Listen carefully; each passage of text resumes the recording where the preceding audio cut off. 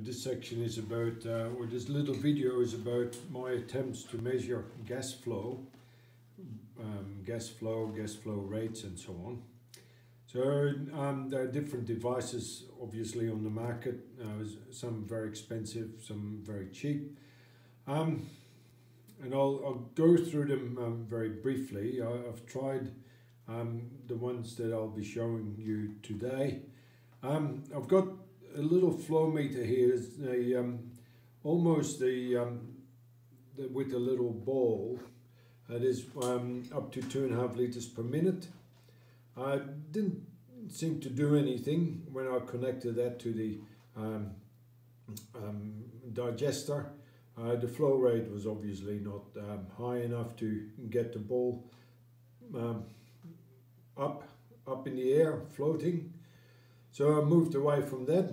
And then this is an attempt that I've came across, or that I developed really. It's a little flow meter that is just commercially available. Let me just grab it. Just a little flow meter like that. Water flow meter, but it's being promoted as gas as well. It's got a little pedal wheel inside with the magnets, and the magnets drive a little Hall effect sensor. So the pedal wheel is inside. So on the other side, if I turn this around, you have the Hall effect sensor. The Hall effect sensor is basically a little disc with the sensor mounted on it. You see the little black Hall effect with a resistor soldered in. A power supply is needed, so 5 volt is needed, 1 ground, and then the yellow one is signal out. So you do, and you connect this to a little frequency counter, and it will accumulate the number of times that the little magnet has gone past the Hall effect sensor. And that seemed to work quite well. I reasoned that I had submerged the flow meter in water, and then I introduced the gas line into the directly underneath the pedal wheel, thinking and knowing that the bubbles would move the pedal wheel, and then just depending how many bubbles you would have, the pedal wheel would spin. And that seemed to work quite well, up to a point. I couldn't quite figure out why. Sometimes it was working, other times it was not working. You need to, because you submerge the flow meter in the water, you have to push the bubbles against the head of water, which doesn't help. So maybe 3 or 4 centimeters of water pressure that you have to push against, which didn't seem to matter too much. So the gas through some sort of pipe goes into there, and it's introduced underneath at the bottom of the pedal wheel that spins around, and then the gas escapes into the back out to the atmosphere. And that seemed to work. I got and found a smaller version that has a smaller flow rates, or accommodated smaller flow rates. The whole thing was just smaller. Again, it seemed to work, but once I started using it in practice on the digesters, it didn't seem to work very well. So the little pedal wheel is just inserted there and spins around, and then during the spinning it triggers the switch on the Hall effect sensor again, which is mounted on the back side of the flow meter there, or inside actually. I've taken out the Hall effect sensors because I needed them for something else. So this is the dismantled flow meter. You can see the inside there, that contains the pedal wheel. Now, since it these flow meters gave me gas flow meters gave me a bit of a variable result. So I came across a technique in one of the biogas journals, and bits of equipment that you can buy, and it was like an upside down tipping bucket type arrangement.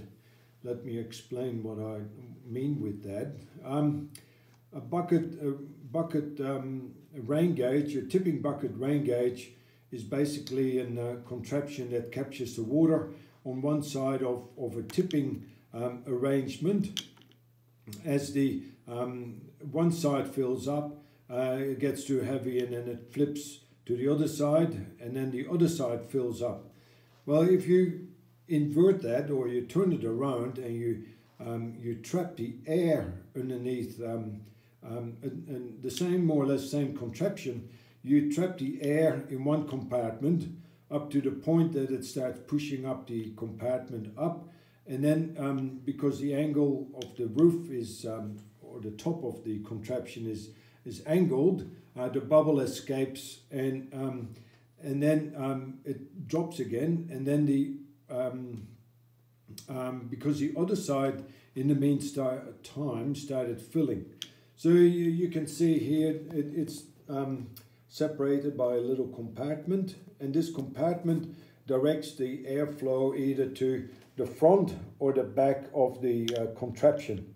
So in this case, the air is bubbles up through the bottom of the plate, and the bubble fills now the back compartment. When that is full, it pushes up, and then as it pushes up, the front section drops and the air starts filling the front section. And I've got two here sitting side by side because it can go in one box, and you can accommodate two digesters. Now on top of this contraption you see a little magnet, and on the side you have the Hall effect sensor that I took out of the flow meter, and I've encapsulated that into or with epoxy, so the whole thing is now totally waterproof. Now the whole meter is then connected to your little an Arduino, and the Arduino, in this case a Uno, is programmed to count the number of tips using just the flow meter software. So here we see the display of the two. At the moment, as I've tipped the bucket, it changes the reading, and for one change in the digit, it means that it has gone up and down twice.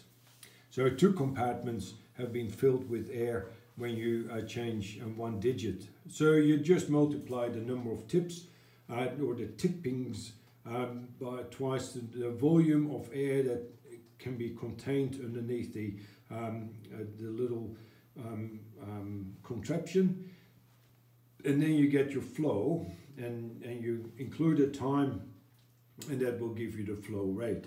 So this little thing has got a power supply of 5 volt, and then a ground, and then the white, this one goes to one of the channels that is a digital channel that is used to measure the frequency.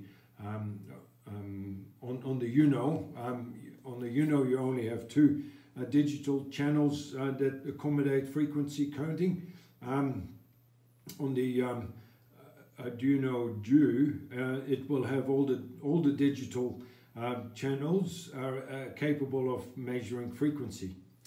So with that, I'm using and I'm measuring now the flow rate and the digesters, and that seems to work very well. This is the last of the two that I've made, and they go out to the digesters that I've just filled up with manure today, or my colleague has been doing that.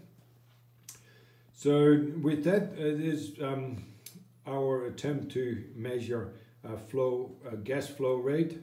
So now then I use the Marriott bottle to get a more accurate displacement of gas. But that is of course a manual exercise, whereas this completely electronic, and you just continue to monitor the readings on your display. As you go and visit the digesters, you write down the time and you write down the display, the number on the display, so that will give you a very accurate indication of gas production in your digester. So that's it for today. Gas flow meters at the lower end of the scale, both financially as well as in terms of flow displacement or flow rate. Thank you. Bye.